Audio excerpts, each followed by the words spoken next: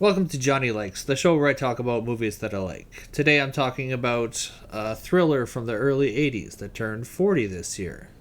Today Johnny Likes Body Double.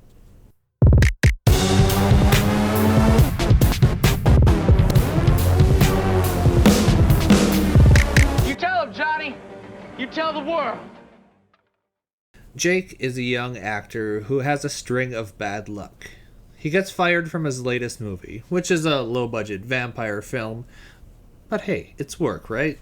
The reason Jake got fired is that he's claustrophobic, and he had a panic attack during a scene where he's in a coffin, and he messed up a pretty big shot on the movie, and as a result, lost his job. He also finds out that his girlfriend, Barbara Crampton, is cheating on him. Sam, a fellow actor, hears about Jake's woes and thinks that they can maybe help each other out. Sam needs someone to house sit for him for a few weeks, and Jake needs a place to stay. Seems like a match made in heaven. Sam shows Jake the apartment, which he himself is actually house sitting for someone else, and it's a really nice place. It's got an open bar, it's got cable TV, it's got a rotating bed. It's also got one hell of a view, which is best viewed through binoculars that are conveniently mounted and pointed squarely at some apartments across the way. Sam shows Jake the show, which is a beautiful young woman in the apartments who does a striptease seemingly for no one at the same time every night. He continues to watch the show every night and grows increasingly obsessed with the woman. He even goes so far as to follow her all day, stalking her through the mall. And one night, he watches her do the show, and instead, he sees her get murdered. Oh no!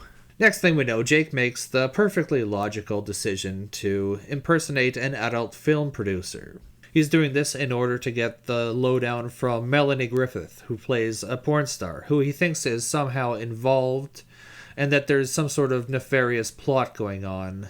This film bombed at the box office, and I'm not sure if it ever did gain a proper cult following. But I like it, and that's the important part. I have fond memories of it. This is one of those fabled midnight movies that I caught late one night in my bedroom as a tween. It had my attention with, these scenes, if I'm being honest.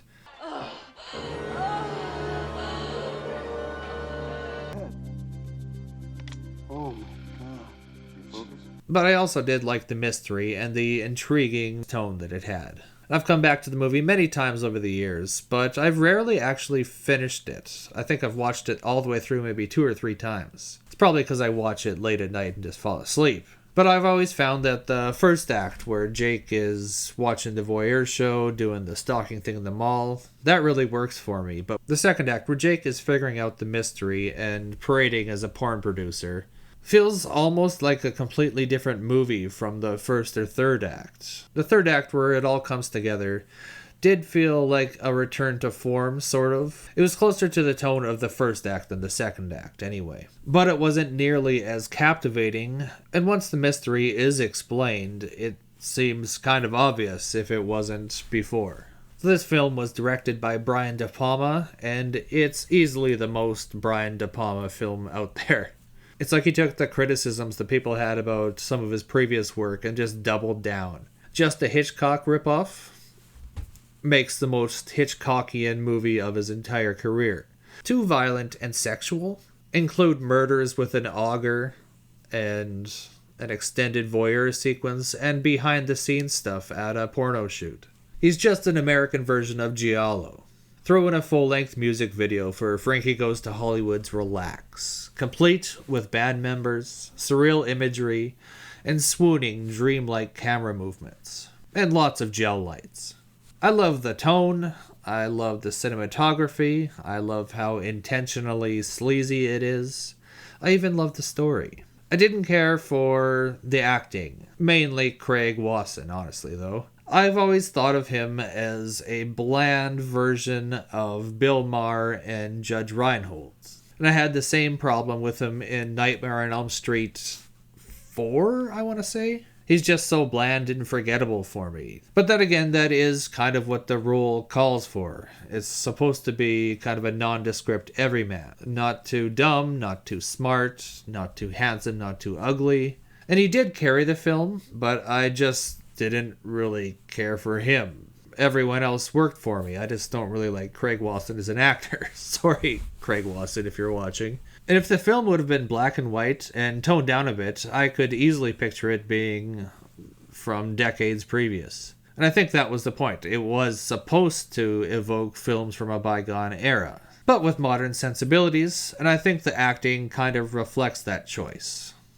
So maybe I shouldn't be so hard on old Wasson there. I consider this a minor classic. It heavily evokes Hitchcock's Rear Window and Vertigo. So if you like Hitchcock in general, or Brian De Palma, you should check this out. You'll probably like it. I also found that this year's Maxine had a similar vibe and structure to it. Or maybe I'm crazy there, and it was just the inclusion of another Frankie Goes to Hollywood track and the setting.